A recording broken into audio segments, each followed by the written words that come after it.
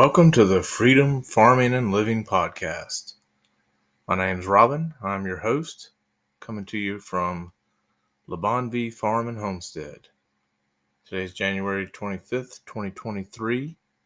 This is episode 3, Keto Carnivore. So, in episode 2, we talked about low input chicken feed. Today, I wanted to talk about furthering that into essentially low input human feed in the way of keto carnivore. Now, why keto carnivore? First off, if you look at what's the best utilization of your land, a ruminant animal can gain more from your land than you can, in that they can eat grass. And obviously, we as humans cannot. Additionally, if you look at gardening versus growing grass, you can grow much more grass than you can garden plants. Typically, your garden plants are going to be annuals. So, you have time spent replacing, rotating crops out, different times of the year, resting. Whereas with the grass, it just grows. So, number one, you can produce more food per square foot of land with a ruminant animal than you can with an annual crop. Similarly, with a perennial, obviously the perennials, if you look at berries, fruit trees, you're only going to get but so much food from that. Now, not that none of this should be done. Annuals, obviously, grow annuals, have perennials. These are fantastic things to have. But if you want to look at if the wheels fall off and I can't go buy new seeds, hopefully you're saving seeds. But if you need to produce the most amount of food on the smallest amount of land possible, if you don't have tons of land to work with, you're going to get closer to full-on self-sufficiency if you have ruminant animals. If you have ruminant animals, you have less gardening, then you're going to have more meat. More meat means you're leaning more towards a carnivore diet. Now, that's not to say that you shouldn't eat any vegetables, you shouldn't eat any fruits. Certainly they have their place. From a standpoint of saying right now you can buy Cornish crosses or other meat birds, you can buy feed, you can get feeder pigs and buy feed for them too, right? So while you can do that, do that. And as long as you can do that, keep doing it. But if there was ever a situation, whether it be an acute or a chronic situation where maybe you couldn't do that, supply chain issues, obviously we see that happening, lean into ruminant animals. Now, we talked last time about low input chicken feed, so there are options to maintain your laying flock.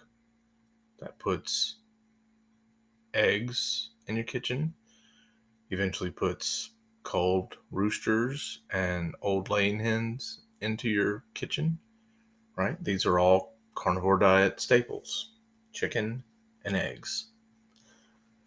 So the meat birds, well, obviously you can't produce your own Cornish crosses. The feed that it takes to grow them out, if there's some supply chain issues or, either it's not available or it just gets so expensive right now, they're actually relatively cheap to grow. But if things change in a bad way, maybe they wouldn't be that cheap to grow anymore. Whereas a sheep, a goat, a cow, ruminant animals, they eat the grass that we can't eat, and then we eat them. Or in the case of a dairy animal, we take their milk production and turn that into food. And then eventually we can eat that dairy animal as well. Certainly we can eat their offspring. So if you lean heavily into a ruminant animal, in the case of a supply chain issue with feed or feeder pigs or meat birds, then that gives you that resource of meat on hand. And again, they can eat what we can't eat, which is grass, which at the end of the day is solar energy. You don't have to go to the feed store to collect solar energy. You don't have to go to the feed store and buy grass unless you have to feed hay. So let's talk about hay. Obviously, last year we saw some hay issues. Drought, severe drought causes needs for hay. Severe rain can cause the need for hay as well. And then obviously winter. We actually had some grass growing in our pasture that was coming up really good from the bale grazing we were doing, where we're regenerating this old cropland across the street and trying to convert it into pasture for our milk cow. So we have sheep grazing it right now, bale grazing, because there's nothing to graze on the land. And so we actually had a pretty decent amount of grass growing from those old bales that they had grazed down and were a few weeks past those places where they bale grazed. And so we were having a pretty mild winter. I'm here in northeast Louisiana, so we don't get very brutal weather anyway. So I had pretty high expectations by the time they made the circuit and got back to that initial bale grazing spot a couple of months from now, that there would be some really nice looking grass coming from that hay, waiting on them. And then the freeze hit and wiped it all out, which is fine. The big point behind bale grazing over there is really about putting nutrients into the soil, well, building soil for that matter. It's been washed away and cropped out to the point the soil analysis I had on it was very low, little over 1%. So this hay is going to provide not only seed, grass seed, but also going to provide some organic matter in the way of breaking down the carbon. That hay puts some armor on the soil, as Gabe Brown would say. Plus, obviously, all the organic matter being shed off by the sheep and our donkey. So, no big deal. We're just going to keep bale grazing. It's a cost. Fortunately, we have a local hay supplier who is much more reasonable than driving all the way to the feed store. He has excess hay, gives us a really good price for it, so it works out good for us. Hopefully we'll see, maybe not this year, but hopefully by the end of next year, after we've ran 2 years on it, that maybe it'll be more self-sustaining without having to bale graze quite so much. It was very promising seeing what was coming out of those spots where it was bale grazed, but again, that was hay that had just been put down, eaten down to the point to where it was just a pile, just a small flat pile of hay soaked in urine and covered in manure that was spread out some. I used the rake and spread it out a little bit here and there. Actually, I take that back. I didn't use the rake. I used the drag harrow. It didn't work really well, so I didn't spread any more of the bales out just to see if it was worth a little bit of effort that I put into it and that extra compaction on the ground driving the side-by-side up and down. I definitely didn't want to put the tractor out there because the ground's soft enough as it is using the side-by-side. Anyway, so certainly I could go out there by hand and do it. I travel a lot in and out of town, running around the country with my day job, my other business that keeps me really busy traveling around the country.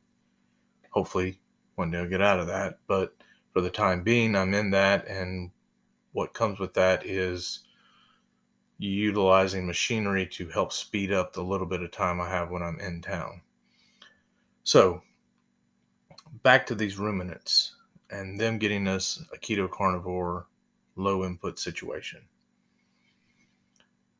Obviously, you get the meat from the animals. That certainly fits carnivore. When you get the milk, you're talking about some carbs. Certainly, if you cut it back some, utilize it for cheese making. When I drink coffee, I really do like cream in my coffee. Not much, just a little bit, just to kind of change the texture some, not to sweeten it up. Don't like my coffee sweet. I would prefer it black to sweet. But if I can get a little cream in it, I do like that. So it's nice to have that cream available from cows. But one of the big things that come into play is you take that milk and you can turn it into cheese and it can store. I mean, we're talking about aged hard cheeses here. And then when that cow's dried off, you still have access to that milk in a different form later on. Now, of course, that comes with carbs. So we're not talking about completely going zero carb, but we're talking about leaning heavily into those ruminant animals. Now, certainly there's some health benefits, can be argued one way or the other, depending on how you feel about it, of the use of keto carnivore for anti-inflammatory, aiding in that realm if you have some type of inflammation that you're dealing with, some different conditions that people are seeing. I mean, these are obviously anecdotal situations, but we live in an anecdotal world. The statistics don't help me out much if I'm in pain or if I'm having some type of issue. So certainly people rely on that living, that diet, for aiding their health, physical health, possibly mental health. But it's also a good thing to look at what I'm talking about here today, in that you can pull away from those off-farm inputs or off-home inputs into your food. Now, there's certain things you're never going to be able to get away from that you have to get. I mean, unless you have a salt mine on your property, you're probably going to have to go out and find salt. Your animals are going to need it. The ruminants have to have the salt. Now, my ground is really bad, so they need lots of salt on my ground. Your ground might be better. Lots of people's ground would be considerably better than what I'm working with across the street. But as humans, we need salt. Our animals need salt. So that's an input that you're going to have a hard time getting away from. So the more of those inputs you can get away from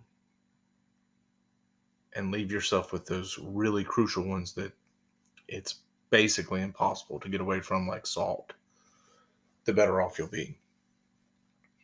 You can take what resources you have, trade, barter, purchase, sell, whatever the case is,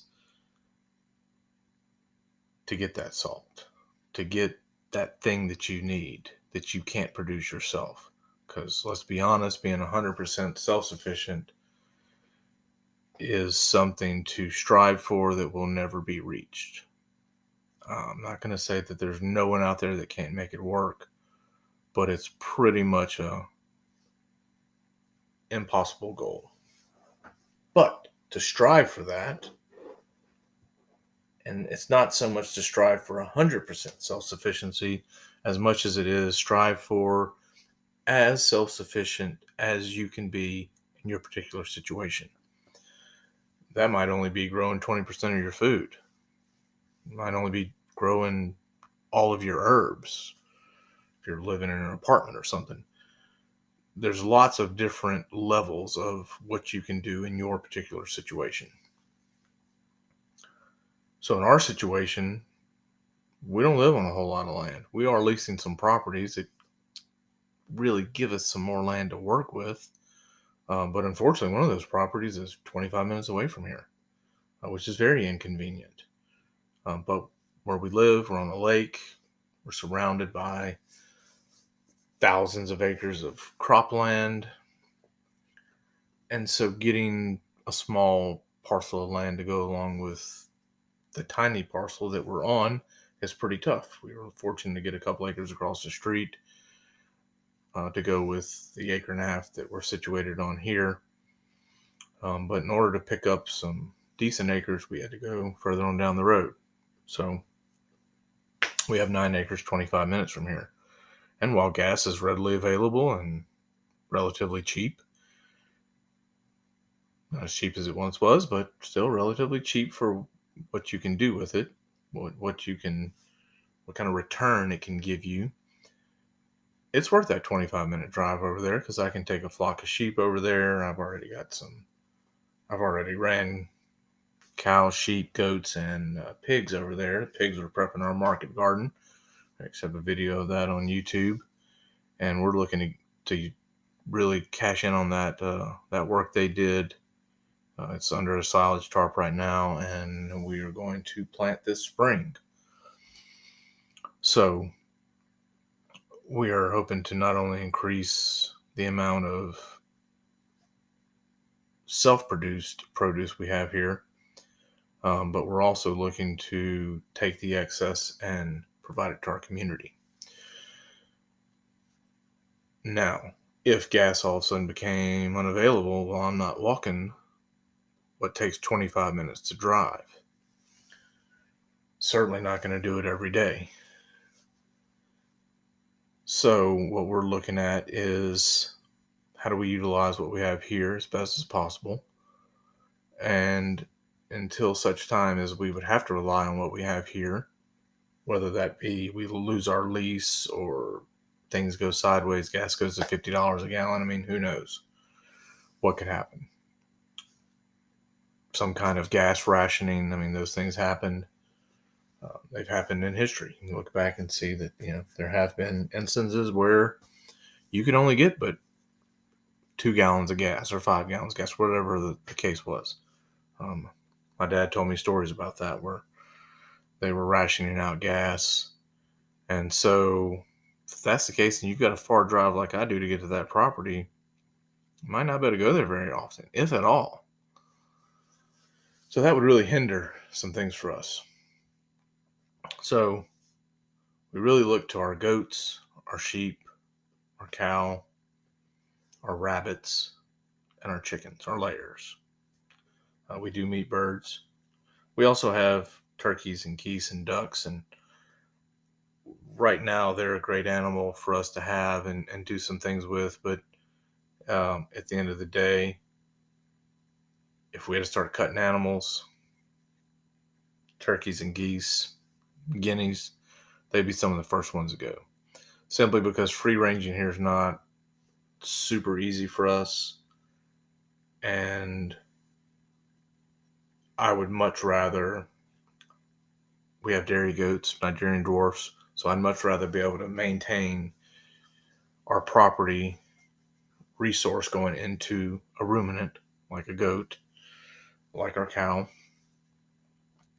than having the geese and the ducks eating, and the turkeys as well, obviously, eating up the grass, and not so much that they're eating up all the grass, but the grass is not getting the rest period that it's going to need in a rotation for our other animals, specifically our ruminants that come through. So some of the animals would have to go, which is fine because we would need the food anyway. So what we're looking at is I've started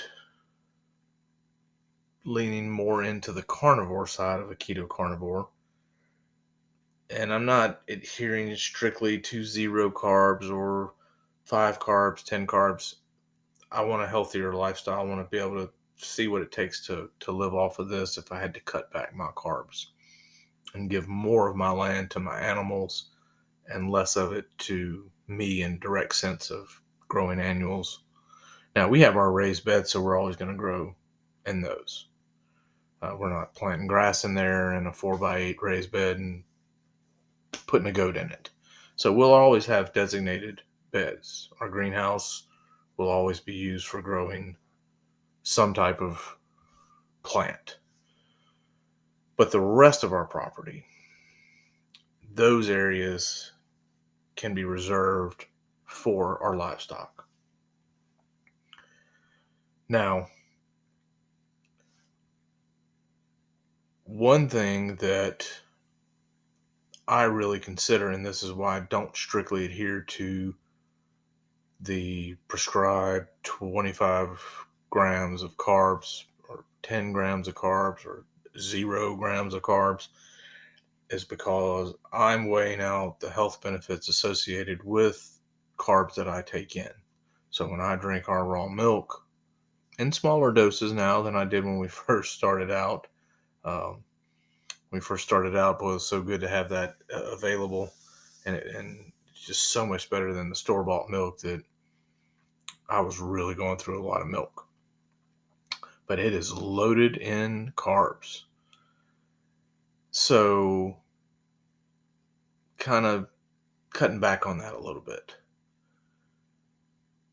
Other things, sauerkraut, just anything fermented, could really get those probiotics, prebiotics, gut health, really maintain the gut health. So I'm going to give up some ground on the carb front to make sure that I can maintain a healthy gut. Now, again, there's arguments can certainly be made that if you eat carnivore, strictly carnivore, or if you do keto and you can squeeze some things in here or there to maintain that gut health.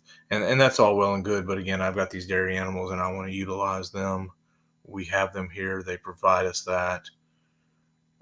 We're fermenting, which not only from a health standpoint, but from a storage standpoint. These are things we're growing, and we want to extend our consumption of these things to further down the road. So really just look at what you can do. I mean, even our rabbits.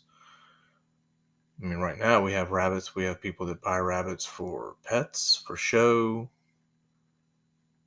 I mean, if the wheels fell off the economy, there's probably not a whole lot of pet rabbits and show rabbits going on. That said, we did see, of course, during 2020 that there was a lot of people buying pets from a loneliness standpoint. But I really don't see a whole lot of people buying a lot of show animals from us and worrying about pedigreed animals and things of that nature. So certainly some of our tiny breeds would be to the wind. We strictly lean more into our meat animals. Probably wouldn't sell as many of our meat animals either. And then certainly when you look at, we do buy commercial rabbit feed, but that's not required. Just like with the chickens, fodder can be grown. We actually have some rabbit tractors that we have run around our property. So the rabbits can live off the land pretty well.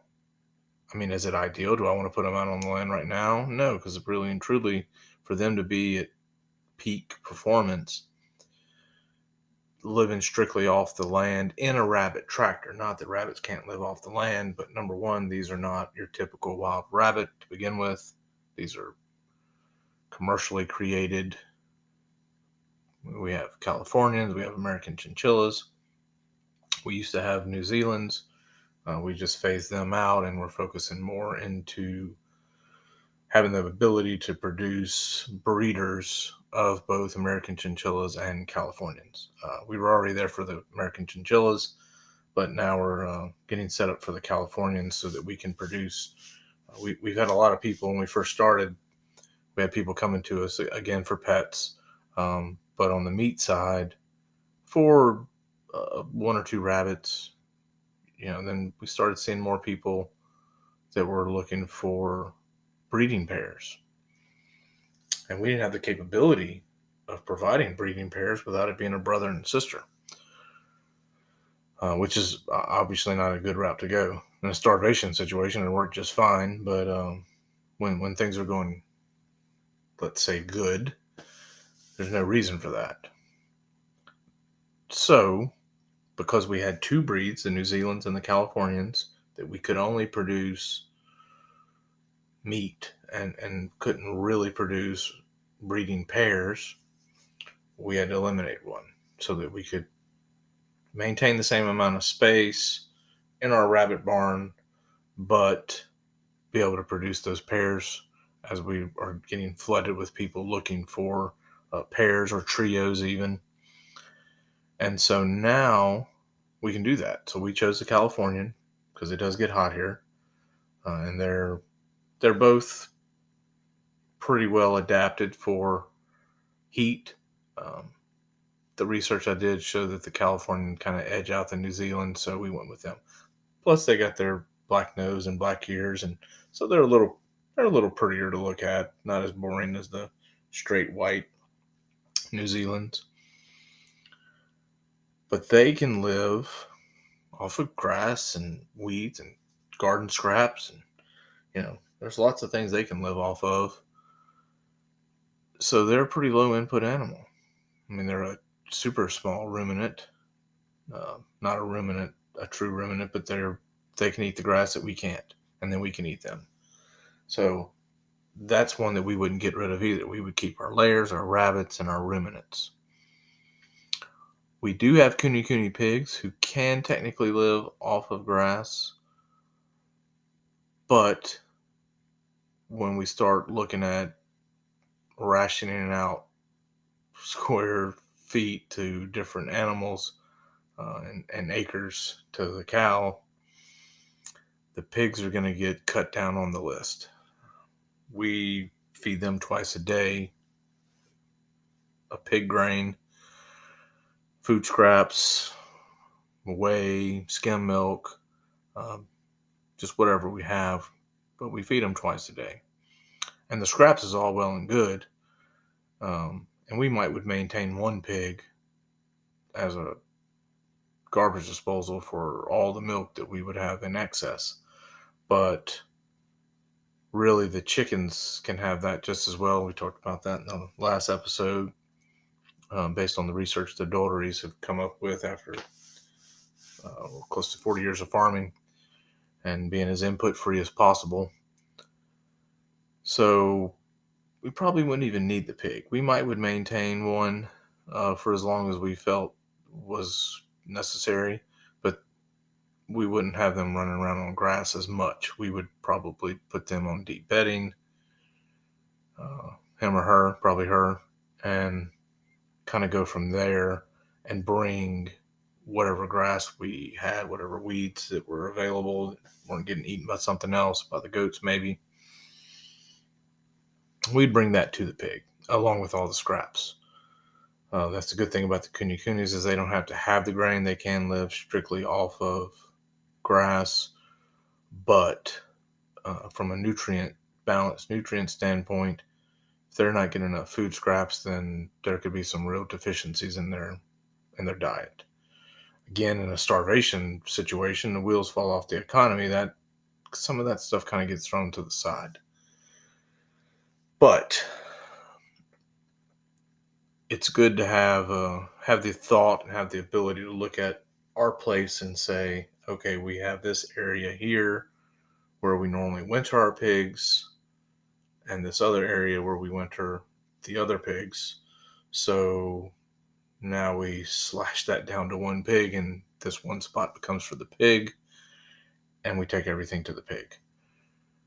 If we start running out of wood chips, which would happen, or some other resource for deep bedding, then it's pretty simple. Start moving the pig around, and if absolutely necessary, the pig has to go on the table. So this is going to be, I'm going to end it here pretty quick.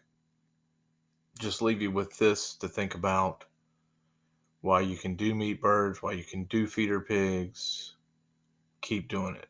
Keep putting high quality food in your freezer, in your refrigerator, on your table. Leverage all these very efficient animals that you have available. But look at ruminants. Get at least one. Preferably get two. Maybe two different ones. I mean, if you don't have much area to work with, a little small dairy goat works great. But you don't want to get just one of them because they will be upset. They will be crying, aggravating your neighbors, potentially sending them into a depression, and eventually they can die from it. Seems kind of crazy, but they're very social creatures. So when it comes to the ruminants, I mean, you can get a single milk cow for sure. But if you don't have much land to work with, a little small dairy goat goes a long ways. They'll eat stuff that other things won't. They can be a pain to keep in sometimes. But really, we you can throw up a cattle panel, they won't jump over that.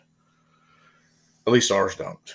I'm not going to say a bigger goat might not crawl over it, or even possibly jump over it, but our Nigerian dwarfs, we don't have an issue with that. They do get trained fairly well to electric fencing, to electric netting, that is. But certainly a good hard panel, cattle panel, or a woven wire fence works good, welded wire. But yeah, just look at it as an option. Maybe just rabbits. Get a couple rabbits. I mean, you can take them grass from your yard, your grass clippings. You can let them dry out and make your own hay out of it, basically, after it's sat out on the ground. I mean, there's things that you can do, that you can take that thing that you can't eat and feed it to something that can, and then you eat that animal. So just try it out. See how it would work. You don't have to keep doing it. I mean, I'd recommend you do, but just try it out. And then you can either sell it to somebody that's looking for it. You can eat it. I mean, you could get a goat or a lamb. You get a couple of them and run them around, feed them up, see what it's like to move them around, how much they eat, how much meat you get out of it. When it's all said and done, you put a lamb out for 6 months on your backyard, or if you got some pasture to work with, put a couple lambs out there and move them around, let them graze, put them in the freezer. It's going to be some really good lamb. May want to keep getting more of them. So at the very least, though, get familiar with it. It's a skill that's just enhancing your animal husbandry skills and providing you with that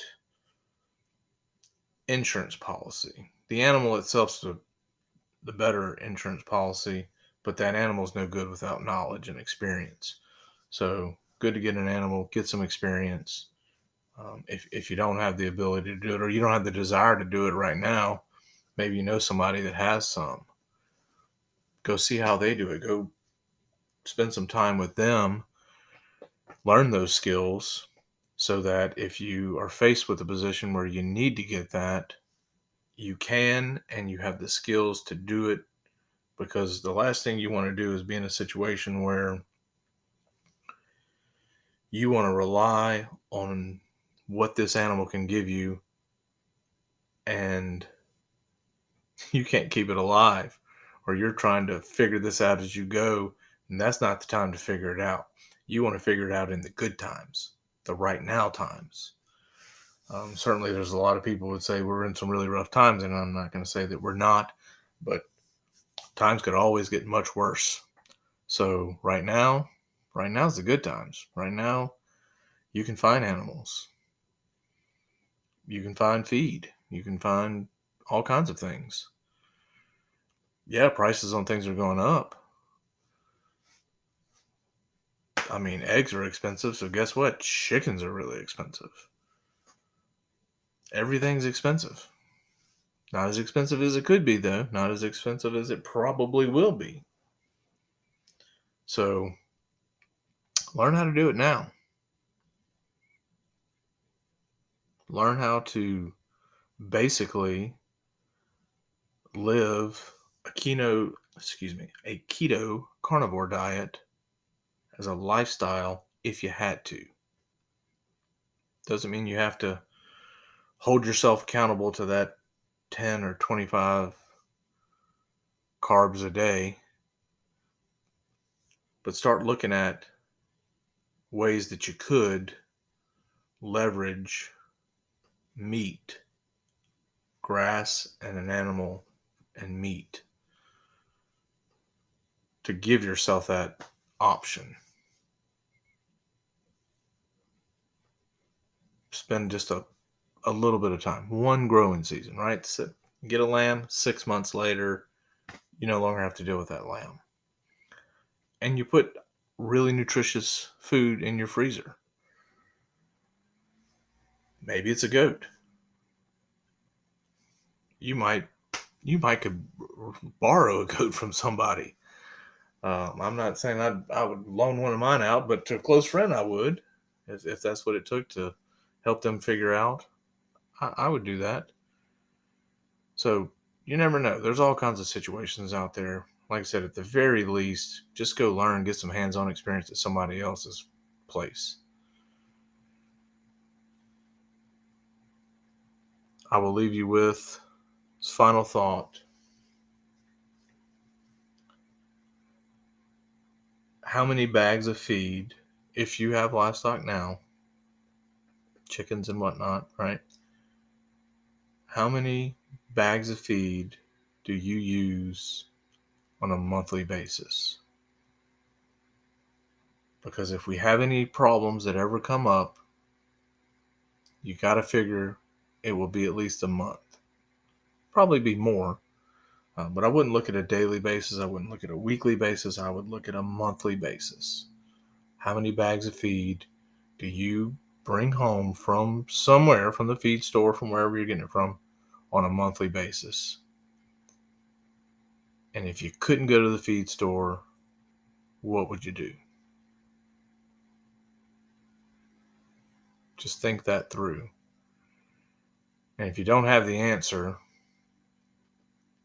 maybe start thinking of ways that you can come up with the answer. Now, I know for me personally, there would be some culling going on. A lot of culling would be going on. But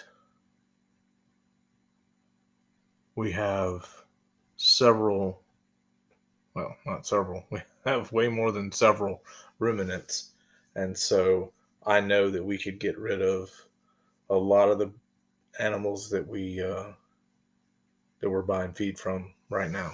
We bring home quite a bit of feed from the feed store. We're working on cutting that down, but really and truly, even after cutting that down, that probably still wouldn't be enough. So we would cut more. So just look at your situation, think it through, and even, I mean, don't necessarily take it all in and go, how am I going to replace all this at one time? Think through one animal, one breed. If it's the chickens, if it's the pigs, if it's the rabbits, whatever it is, right?